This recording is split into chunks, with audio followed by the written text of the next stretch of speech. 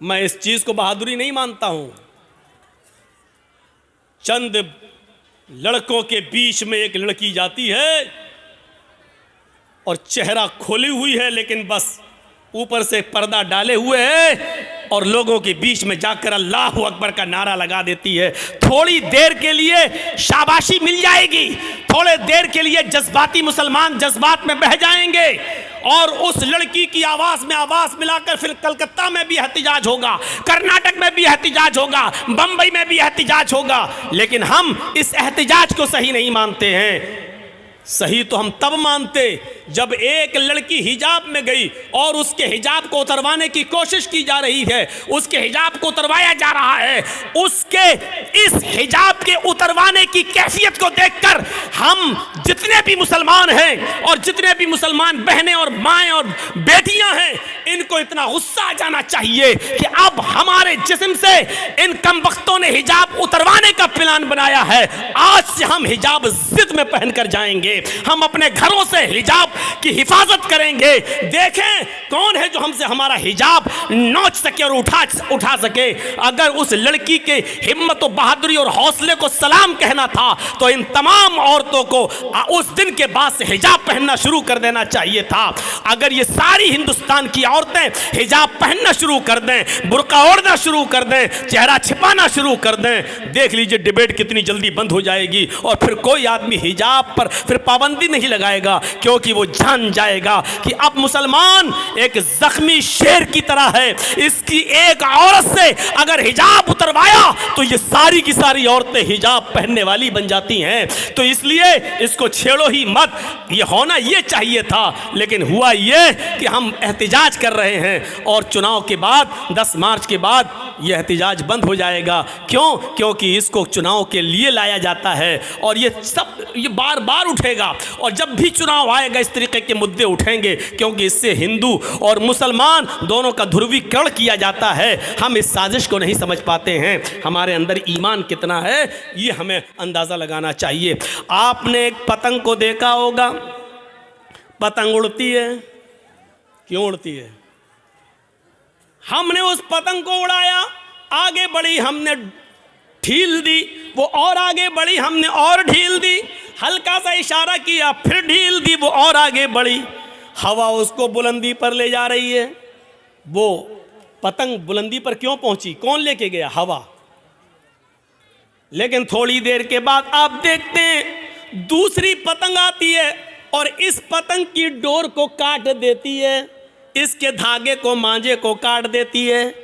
मैं कहता हूँ हवा तो वही है जो अभी उस पतंग को ऊपर लेके जा रही थी, लेकिन जब उस पतंग की डोर कटती है तो फिर हवा उस पतंग को ऊपर लेकर क्यों नहीं जाती? अभी पतंग ऊपर लेकर जा रही थी, लेकिन अभी हवा उस पतंग को ऊपर लेके जा रही थी, लेकिन जब पतंग की डोर कटती है तो फिर वो हवा उस पतंग को ऊपर नहीं ले जाती है, बल्कि उसको ज़मीन पर आना पड़ता है। वही पतंग जो अभी ऊपर उड़ रही थी अब डोर से रिश्ता तोड़ती है तो वो हिचकोले खाते हुए, जंपिंग करते हुए, कूला मंडियां खाते हुए वो जमीन पर गिरती है और जमीन पर भी फिर वही हाल होता है।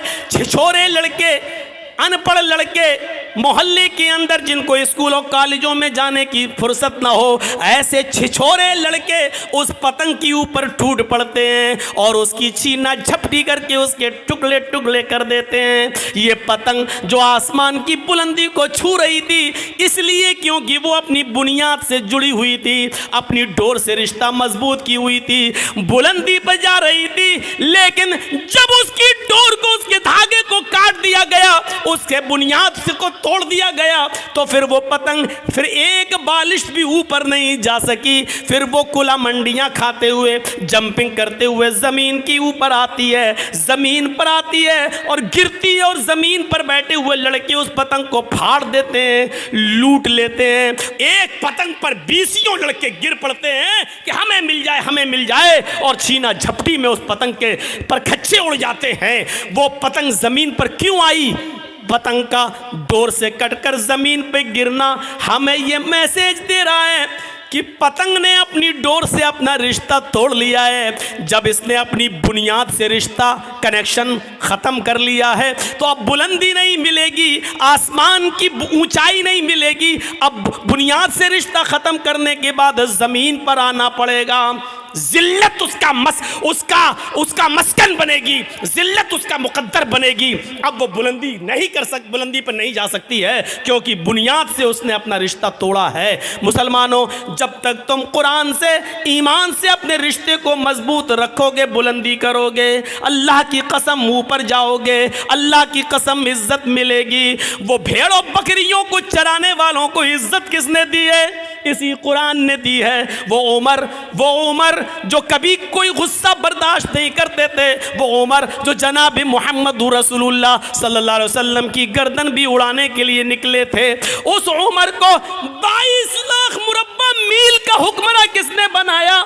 उस उमर को इतनी बड़ी जमीन की मिल्कियत किसने अता फरमाई है? इतना बड़ा बादशाह, इतना बड़ा हाकिम किसने बनाया है? 22 लाख मुरब्बा मील पर हुकूमत किसने की? हजरत उमर ने। हजरत उमर फारूक को हुक्मरान बनाया तो इसी कुरान करीम की दावत ने, इसी कुरान करीम ने, इसी ईमान के रिश्ते ने। उमर की हैसियत ईमान लाने से पहले क्या थी, लेकिन जब उमर ने ईमान से अपना रिश्ता जोड़ा तो तरक्की करते गए। इतनी तरक्की की कि अल्लाह के नबी को भी कहना पड़ा, लऊ कान बादी नबीयुन लकाना उमर, अगर मेरे बाद कोई नबी होता तो वो हजरत उमर होते।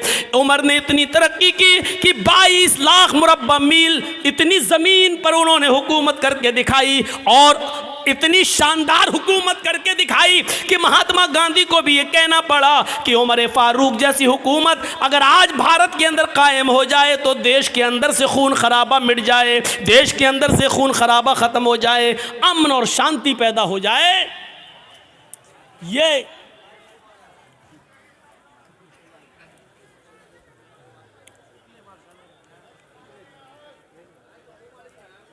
हमारे ईमान का हाल है। छोड़ दीजिए, कोई बात नहीं, छोड़ दीजिए। कोई लेडीज़ ही उनको कह दे जो लाइट मार रही है लाल वाली, कोई बच्ची होगी, छोटी होगी, हरकत कर रही होगी, छोड़ दे। बैठिए।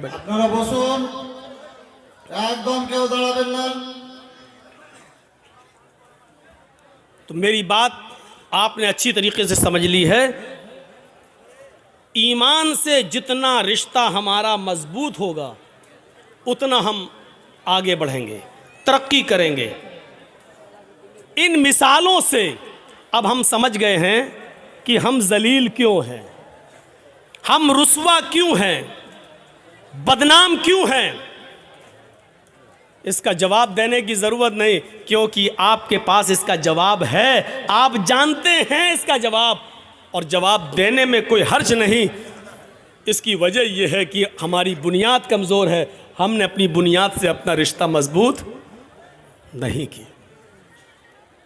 एक और मिसाल देता हूँ। ईमान जिसके